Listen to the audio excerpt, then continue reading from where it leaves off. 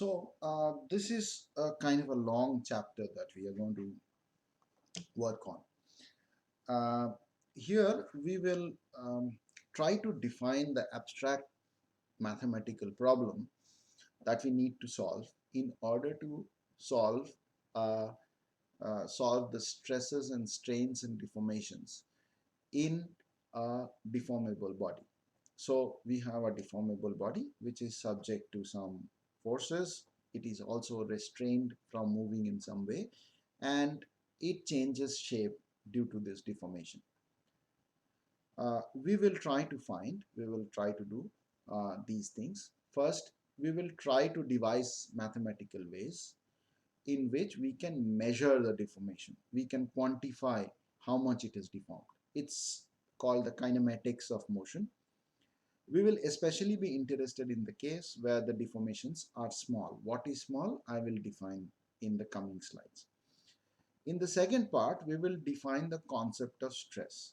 Again, we will define the concept of stress when the deformations are small, and this describes the kinetics of the deformation. Stresses arise due to the application of different kinds of forces on the body, and so it's part of the kinetics of the deformation. Then we will look at how stresses and strains are connected. And here we will confine ourselves to a linear elastic material with which we are interested in this course. There are other kinds of connections between stresses and strains. It's a very general field, and this connection is expressed through a set of equations called constitutive equations, which have to be sort of obtained either from experiments or maybe in some cases from other kinds of from certain kinds of simulations. Uh, it's a very important connection, but in this course we will need to be satisfied with one kind of a connection that people have discovered a very long time ago, maybe 200 years ago, and that is the connection between stress and strain in a linear elastic material. So we will try to put it all together in the last part, and we will try to formulate a general boundary value problem. I hope you understand what a boundary value problem is. A boundary value problem is the totality of all governing equations and boundary conditions that require to be solved in order to solve a particular problem. In this case, the problem that we are trying to solve is a problem where a body undergoes small deformations under a linear elastic setting. We call it a boundary value problem in small strain linear elasticity. We will add one more caveat to it. We will actually be doing something called linear isotropic elasticity for the most part of the course, but we will allude to other kinds of elasticity as well. So let me start with part one. This is going to be, as I said, an abstract mathematical. We will try to connect it to the physical picture every time. We need to do that, but most of the time the body doesn't look like a bridge or a car. The body looks like a abstract potato. So I will have a lot of potatoes as we go along, and we will do everything on these potatoes. Okay, so let me start with strains. Let me start by taking you through some basic concepts that we are going to use in order to define what strain is. As I have already stated here, we need to measure how much the deformation is. We need to have a measure of the deformation. So, and this measure of deformation is embodied in the definition of strain. Strains are a geometric concept. Strains describe the geometry of a deformation. There's nothing to do with forces. It's just a geometric concept, and this is how we deal with the geometry. Let me take you through that. So these are my potatoes, or these don't look like potatoes. I call them potatoes anyway. So this is what is known as a undeformed configuration of a body. So this is what a body was when we started with it. And then it has undergone some deformation and it has become this. So this is called the deformed configuration of the body. So uh, during this process, I assume that the body does not break into two, or parts of this body does not come into contact with itself. So all these things have not happened.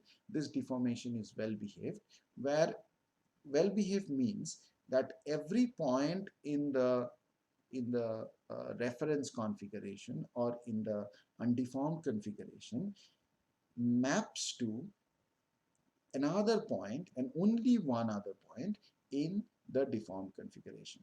So there's a one-to-one mapping between all points that are denoted by capital X in the reference configuration to all points that are denoted by small x in the deformed configuration. There's no point missing, no point duplicates itself. Every point maps to one other point. This is called a motion of a body. So this is at time t equal to 0 and this is at some other time t, and this keeps evolving as the body keeps on deforming. So mathematically, again in an abstract manner, we can describe this in terms of a vector function of a vector quantity, which is the position of initial position of the point. So we can have a function which spits out a vector which is the final position of a point in terms of the initial position of the point, that is capital X, and the time. So given the time, given the position of the position of the point P at in the reference configuration or the undeformed configuration, this, if I know this function, I can tell you the position of that point small p in the deformed configuration. So this function, if I know this function, it's called the motion of the body, and it gives you all the information about a point in the deformed configuration, provided you know where it came from in the undeformed configuration and at what time have you taken this snapshot of the deformed configuration. All this we are going to express, at least to start with, a base fixed vector, fixed coordinate system, which is a Cartesian coordinate system. It is defined by x1, x2, x3, and the base vectors, as usual, are e1 into e3. So with respect to this fixed Cartesian coordinate system, we will express the components of this function chi, which itself is a function of x1, x2, capital X1, capital X2, capital X3, as I have written here. So this is chi is the motion of the body, which is a vector function of a vector. So what it gives are three components of small xi. What is input into it are the three components of capital Xi, x1, x2, x3, and each of these functions give you the deformed coordinates if you know the undeformed coordinates of the point. Now, since every point maps to one and only one point, this mapping is called one-to-one. So for any given value of x1, x2, x3 and time, you can get only one value of x, small x1, small x2, small x3. So that is what one-to-one means. Because it is one-to-one, we can think of a reversal. If I reverse it, in other words, if I give you small x1, small x2, small x3, you should be able to find the capital X1, capital X2, capital X3 that results that small x has resulted from. In other words, capital X can be thought of as another function chi inverse, which is the inverse of this function, which takes small x and t as input and gives you capital X back. And in initial notation, I can write that as capital Xi equal to chi I inverse. This chi I inverse, the whole thing is another function, which has a vector input. That means the three components of small x1, small x2, small x3, and time as input gives you capital X1. So the motion and the inverse of the motion are both possible. And if we know this, then I can plot, if I am given an undeformed configuration, I can plot how it will look like in the deformed configuration. Let's do a couple of examples. So let's take this. So I have a tall vertical prism which is tall in the x3 direction. This is my capital X1, capital X2, capital X3, and this is the vertical prism that I have. And my motion is same everywhere, is given as by this function. So this is my chi. The chi gives x1, x2, x3, and x1 is given by this function of t and capital X1, X2, X3. X2, small x2 is given by this function of t and again capital X1, capital X2, X3, and small x3 is same as capital X3. So small x3 doesn't change with time. Now you just have to visualize how this prism would look like, once you have applied this motion at some time t. Now what we can see is that any coordinate number x3 would remain unchanged. So a point that is located here on x3 won't move up or down. That is clear. What happens to a point somewhere here which has coordinates capital X1, capital X2?